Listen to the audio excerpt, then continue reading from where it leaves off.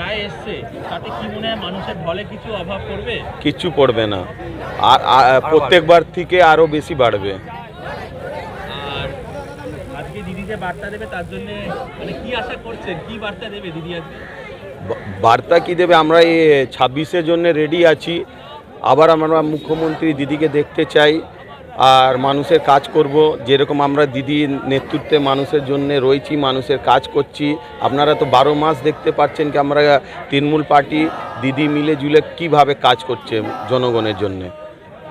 দেখা যাচ্ছে মুখ্যমন্ত্রী বিভিন্ন রকমের জনমুখী প্রকল্প, তাছাড়া একটা স্পেশাল মানবিক দিক দেখা গেল পুরীর যে দীঘার যে প্রসাদ সেটা মানুষের ঘরে পৌঁছে দেয়, এটা কেমনভাবে দেখছেন? এটা তো আমরা প্রথমবার এরকম কিছু দেখতে পেলাম।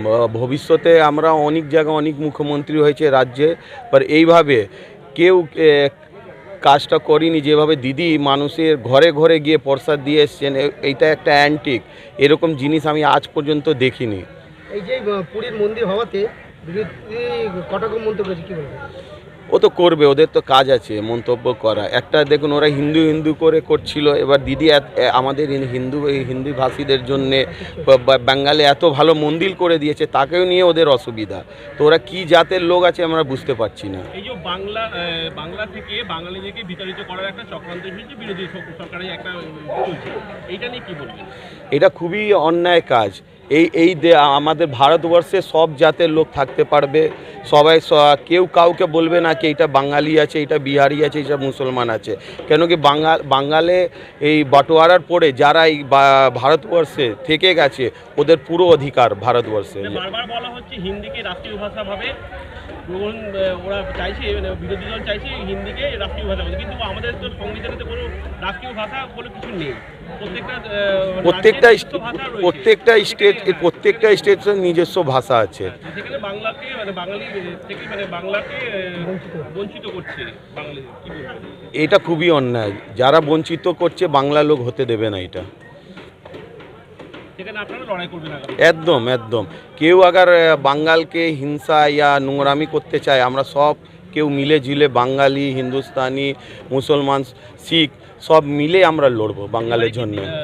দীঘার জগন্নাথ মন্দির কি পাখির চোখ করে কি 2026-এ বিধানসভা ভোটের রায় জানা যাবে? দিদি কাজ করেছে, কাজের ক্ষেত্রে দিদির জয় হবে। কালকে প্রস্তুতিতে দেখা গেছে যা মানুষের ভিড় 21 জুলাইয়ের মঞ্চের সামনে, আজকে কি আশা করছেন? রেকর্ড ভেঙে দেবে এবার, প্রত্যেকবার থেকে এবারে বেশি ভিড় হবে। আপনার নাম? অজয় গুপ্তা। ধন্যবাদ। আমি বাংলাভাষীকে বলতে চাই, লোকজনকে বলতে চাই কি ওনারা দলে দলে যোগ দিয়ে ভিড়টা এমন করুক কি বিরোধী পার্টি কিছু বলতে পারে না, তার মুখ ঝামা হয়ে যায়। বাস এটাই বলতে চাই। আর দিদি আজকে যা বার্তা দেবেন সেটা মনে হবে খুব ভালোই বার্তা দেবেন, আর জনগণ তাকে ফলো করবে। আর ফলো করে যে আমরা কাউন্সিলররা আছি ভালোভাবে কাজ করে দিদিকে জয় করে 26-এ আবার আনবো। নমস্কার, নীলগুপ্তা, কাউন্সিলর নীলগুপ্তা, 7 নম্বর ওয়ার্ড। বাঁচতে গেলে লড়তে হবে, দাদা আপনার ফোনটা। দলে যোগ দে, 21 জুলাই জনসভায় দলে যোগ দে। অমর শহীদ তোমায় আমি ভুলছি না, ভুলবো না। অমর শহীদ অমর রহে, অমর শহীদ অমর রহে। জয় বাংলা।